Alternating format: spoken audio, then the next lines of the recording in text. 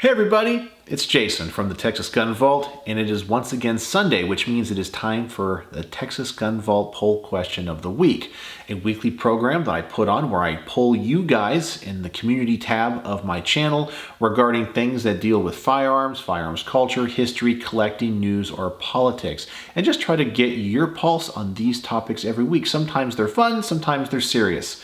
This week's question dealt with military handguns, especially those of the United States military, in which you think are the most iconic and classic. Let's dive right into the poll question for this week. Although there are many handguns that have been adopted by the U.S. military since its inception, a few stand out as exceptional mechanical works of art.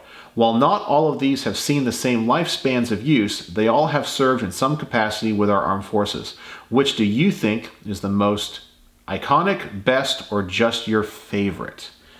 So I was only able to put 5 options on these polls. That's all that we have on the YouTube community tab. So I had to decide, I can't list them all, so which ones were the most iconic. So I kind of had to narrow down the list. So I decided to keep it mainly to the metallic cartridge pistols. So I had to exclude things like the 1860 Colt Army, which was a black powder gun, but you could still vote for it in option 5, which was under the something else. And I also left off the M1892 Colt revolver, which was adopted for a short period of time, chambered in .38 Colt. It was not a very successful design. It was known to have problems. It lacked stopping power, and one of the reasons why the U.S. military wanted to go back to a .45 caliber handgun in the 1905 trials, which eventually led to the adoption of the 1911. So I left that one off because a lot of people don't know about it. It's not really an iconic revolver. There aren't really a lot of companies that have cloned that gun. So I really didn't think it had enough popularity to put on this list, but if you wanted to vote for it, you could go with option 5 under the something else. So let's dive right into the results of this poll. With 906 votes, the Colt Single Action Army, the gun that won the West, 6%. The M1911 or the M1911A1, John Browning's magnum opus and America's gun, 53%. The Beretta M9, controversial when chosen but now an iconic classic, 15%. The SIG M17 M18, the new standard of modular military pistols, 6%. Something else, the SIG M11 Mark 23 by HK, the SIG P226, the Glock 19, etc., or any of the other guns that I've mentioned, or one that I didn't think of and include in this very short list. The results of this poll really surprised me. I was expecting the 1911 to win, but I didn't know it would win with such a huge margin.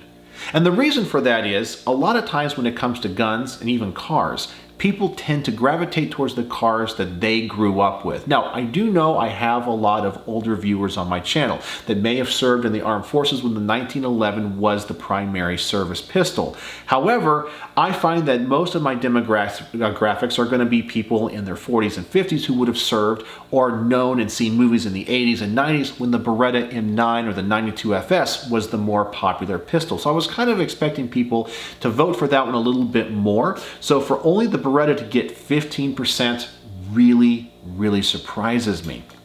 So the results of this poll also kind of surprised me that so many people voted for something else, one of those kind of oddball things that got very limited use, and that just might be because it's things that they're more familiar with or guns that they really like and for whatever reason think are better than the ones that were adopted by the military. Now, when it comes to a lot of these guns, you have to understand too that just because they're adopted by the military doesn't always necessarily mean that they are the best design or the one that truly won the competition. Sometimes they're going to take into consideration things like price. So for example, it is my understanding in the 1980s, the military had decided that there were 2 guns that met all of the qualifications, the 92FS and the SIG P226. But when it came to overall cost, the M9, which is the 92FS, was going to be cheaper, and they decided to go in that direction. So that plays into account. So does that mean that the SIG is better than the M9? Well, that's for you guys to decide. But remember, the military has to make decisions based on other factors besides it just meeting the qualifications. So with that in mind, I want to take a moment and talk about each one of these options and let you guys know which I think is the most iconic and the best service pistol adopted by the military. All right, so what do I think of each one of these guns? Well, I brought examples of each one that I own out, and I'll start off here with my Colt single action Army. This is a cold case hardened 7.5-inch barrel made in 1978, so it's a third generation. It's kind of what you would have seen in the cavalry back in the 1800s. Not exact, you know, it is a modern version of the gun, but pretty authentic to the design. I gotta say that this was a gun that I knew what it looked like before I knew what it was. My dad was always a fan of Westerns.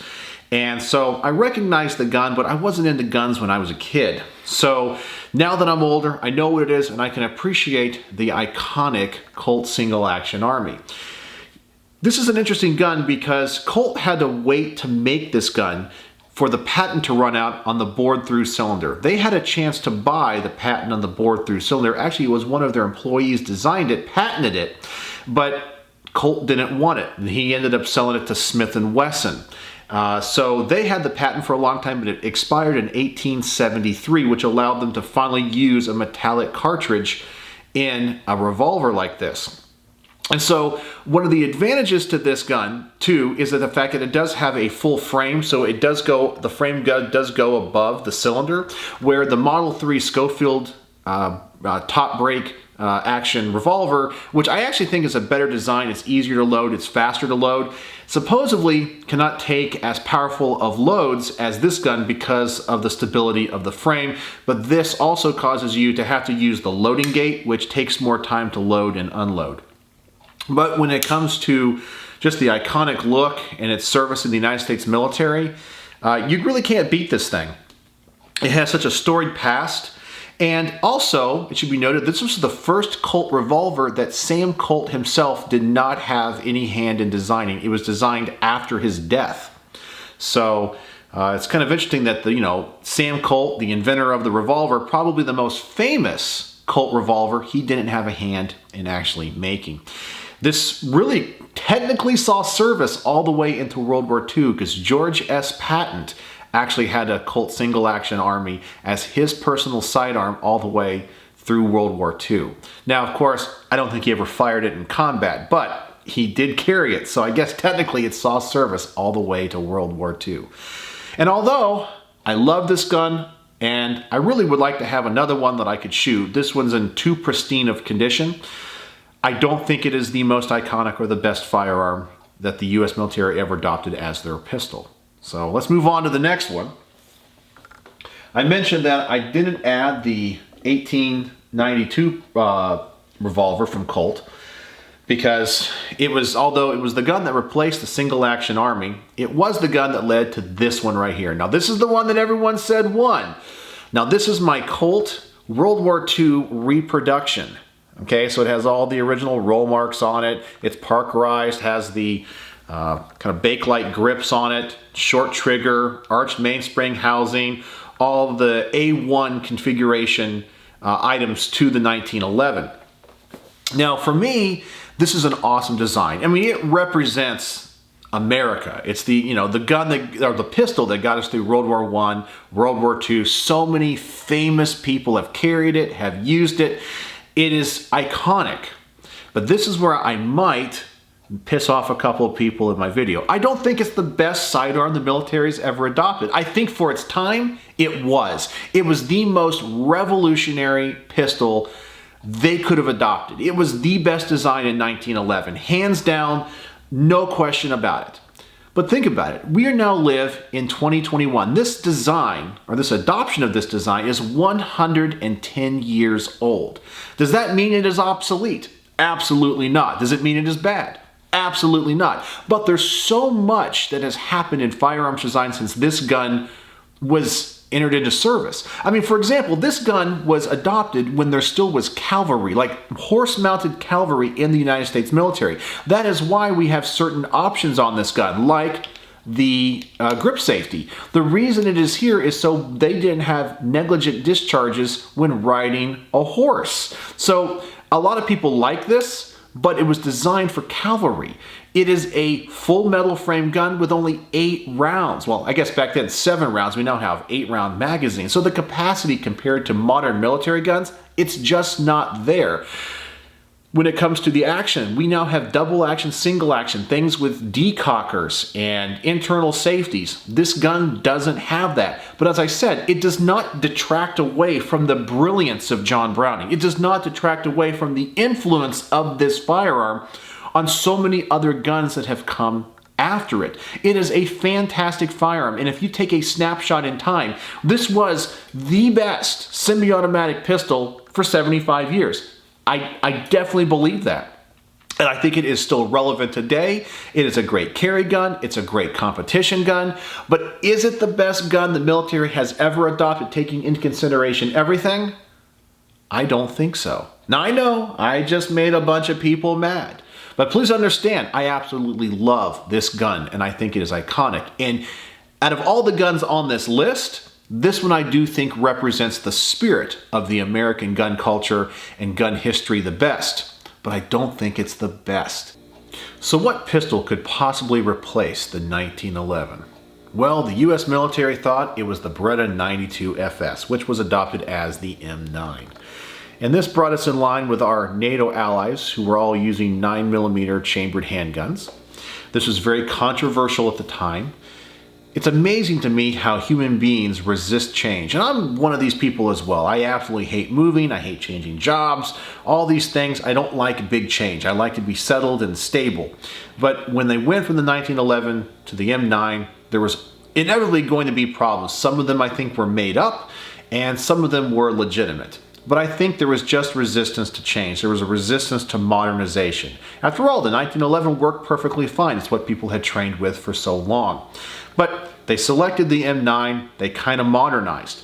You get so much more capacity with this gun. It's still an all-metal framed firearm, which I personally like, and I think for military use, the all-metal framed guns are better than the polymer guns, which I know they've gone to now, and polymer technology has come a long way. But you do get that rigidity, you get the durability. The open slide design, I think, is elegant. I think it looks great, but also serves a great function in helping reduce things like stovepipes and malfunctions. There was some learning curve when it came to the manufacture and use of these guns. I know in some of the desert environments there were problems with the magazine, and the open slide design does tend to allow a little bit more dirt and particulate into the chamber, which could cause problems. But when it comes to things like cleaning, field stripping, these are very easy guns to work on. Another advantage to these guns when it came to the armorer side was, unlike the 1911, which most of the parts had to be hand fit, you had interchangeable parts on these. So an armorer didn't have to be able to hand fit a safety, hand fit a grip safety, hand fit a trigger. All those things had to be finely tuned. And the M9, we had interchangeable parts. You could change it with ease without the parts having to be fitted. That saved time, it saved money, and made all of the guns a little bit more uniform. You had a lot more capacity when it came to a 9mm, which, by the way, a handgun, a pistol, is a defensive gun. It is not an offensive gun. So this is the gun that you use to get to your rifle. And so to that, I think the 9mm is perfectly fine. In some ways, I think it's better than the 45. Now, I know a lot of people are already mad at me, the fact that I said the 1911 wasn't the best, and now I'm saying the 45 is not the best. I like the 9. I just feel like ballistic technology has come so far, and the fact that this is a defensive gun, not an offensive gun, I would rather have the capacity. And if I was in a military context, I'm going to use this to get to my rifle, because your rifle is your true fighting weapon. So I'll go ahead and spoil this, and it's not because I'm a child of the 80s, or many of my favorite television shows in the 1980s sported one of these. I personally think that for its time, and in general, this is the best military pistol the US Army has ever adopted. There was a learning curve. It didn't serve as long as the 1911, but I think in the end, it was well respected and earned a place of honor. Now, as I said, this is just my personal opinion, and if I was voting in this poll, I would have gone with the M9. I think it is just the perfect military pistol, as I said, from the full frame, the chambering, the design, part interchangeability, and cost, which is really important to the Army as well. I know that there were two guns in the finals when it came to the XM9 series. There was the 92 FS and there was the P226. And Beretta was able to underbid when it came to price the SIG competitor, and so that's how some people think Beretta got the contract. So there you go. So I think this is actually the best military pistol the U.S. Army has ever adopted. But I know the military now disagrees with me, and they've adopted something newer. So let's take a look at that one. So now we have the latest adopted pistol, the M17 by SIG. It's really a P230 with particular options on it, such as a milled out slide for red dots, which you cannot put on the M9. You have manual safety. It is striker fired. It is polymer. It is very modular. You guys know the whole trigger pack can come out of these guns. You can replace the frame, the slide, you can change barrel lengths. It's extremely modular. From an engineering standpoint, this might be the best gun the U.S. Army has ever adopted. I have no doubt about that, but that's just because technology and time marches on. But for me personally, I don't like it as much as the M9. It doesn't have as much character. Now that's a qualitative thing. I can't define it. It's intangible. But this gun, for me, is a little bit industrial. It just doesn't have that same character. And maybe it's because it is so new. It's only been in U.S. service now for about 2.5 or 3 years fully. But I think it's probably going to be in service for many years to come. I don't think it has as good of a trigger pull, but I do understand why they wanted a striker-fired gun versus a hammer-fired gun. I think there is advantages of that. You get rid of the open slide design. I think these are probably going to be a little bit more reliable as well, and of course they're cheaper to replace parts on, and the whole package is a lot cheaper. I don't even remember what they bid them on. I want to say it was like in the $280 range is what the US military is able to buy each M17 for. It's a crazy, ridiculously low number that we on the civilian side, even on the commercial version, which is what this one is like $700, and the commemoratives are in the $1,200, $1,500. They're making these things for the military like $300 a piece. It's crazy. So the military and the government saves money. They get a very, very high quality and technologically advanced pistol. I know there was always going to be a lot of controversy even on this pick to replace the M9. You know, there was 5 or 6 pistols it went up against. And so everyone thought the Glock 19X should win. I know there was a lawsuit about it. Other people thought the CZ should win. Other people thought the FN 509.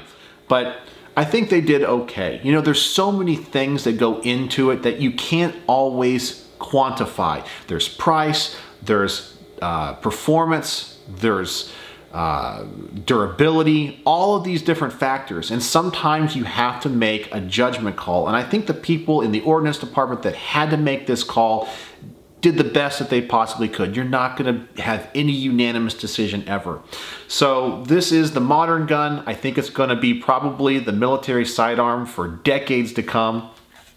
And I'm sure we're going to see upgrades to it. Maybe at some time we're going to see the M17A1 or the M18A1. Maybe they're going to change something about the grip. They're going to change something about the internal firing mechanism. I don't know. But from all reports, it's serving our nation well. It's accurate. It's dependable, it's reliable, it seems to be well built. They're made here in the United States by a fantastic company that cares about our Second Amendment rights. So I'm not going to fault them for that either. SIG is a fantastic company. So that's my thoughts on the M17. And I got to say that probably from a military standpoint, this one is probably tied for me for the 1911 when it comes to its service. After all, as I said, I like the M9 a little bit better just because of this intangible character that it has.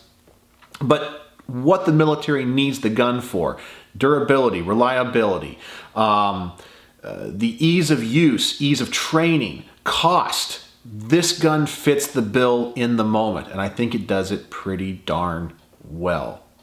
Well, the last category I was talking about was the others, and I brought a couple of those guns out here as well. I'm really surprised it got 20% of the votes. Now, I know there's a lot of other guns that kind of fall into this category.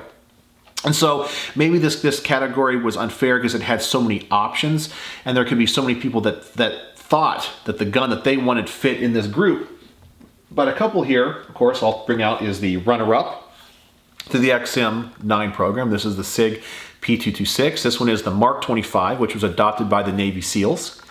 And I think this one too was just kind of one of those, we don't like the Beretta, we think the Army did or made the wrong call, we're going to go ahead and adopt the P226 ourselves. And that's what they did. And they also adopted the P228 as the M11 for a lot of the police forces in the military as well, and some of the investigative services. But this is also a fantastic firearm. Got a lot of service in the United States Navy with the SEALs. Very, very reliable. It's a joy to shoot. I find it to be a little bit more complex of a firearm.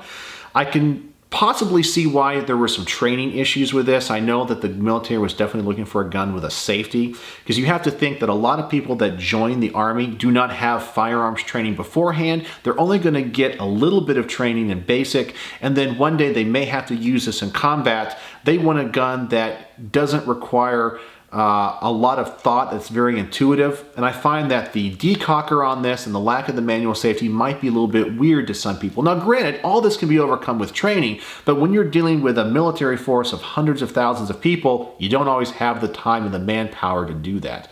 But for a special operations gun, this thing is awesome. Then I got to bring out the gun that I think some people talked about as well in the comments, the venerable Mark 23, the most tested handgun in history. This gun is a beast. It is gigantic.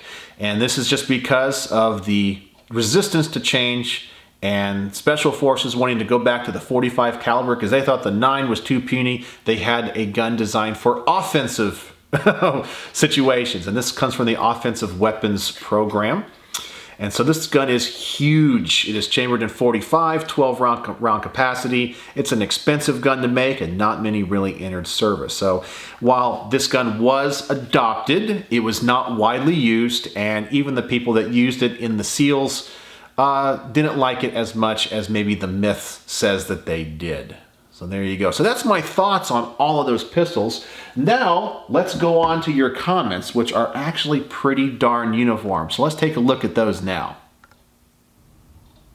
Well, the top rated comments are just like the poll. Well, let's go ahead and read them, but I think you already know what they're all going to say.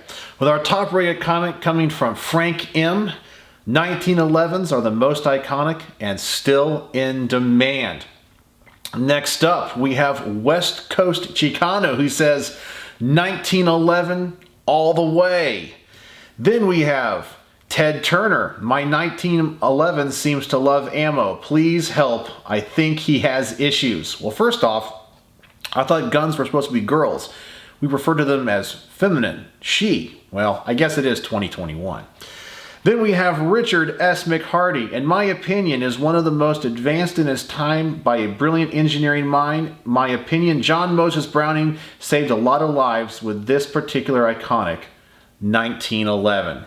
And then finally, our last comment, number 5, Razor JB breaks the trend and says, Glock, although used solely in special operations, is the most practical, reliable, easily used, cleaned, and maintained, as well as many commonalities.